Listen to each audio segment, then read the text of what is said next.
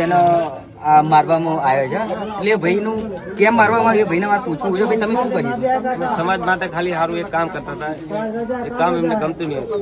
તો શું કામ કરતા હતા? દારૂબંધીનું અને કડેવાળી પોલીસને એફઆઈઆર કરતા હતા, એ પરથી અમને માર્યા. વાઘ ગુના વગર એક ગામમાં બોલાય. ગામમાં એક સારું કાર્ય કરી રહ્યા હતા કે ભાઈ દારૂ બંધ કરાવવા માટે બહુ સરસ કાર્ય કહેવાય રહ્યું છે.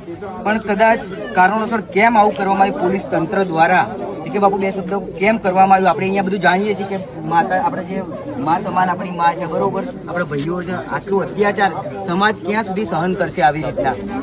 ક્યાં સુધી?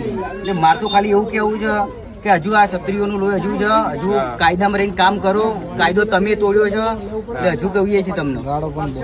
બાપુ બે શબ્દો આ એ જ કે જે બેન ઉપર એમને હુમલો કર્યો, બેનને બહુ ગંભીર શબ્દોમાં ગાળો બોલ્યા.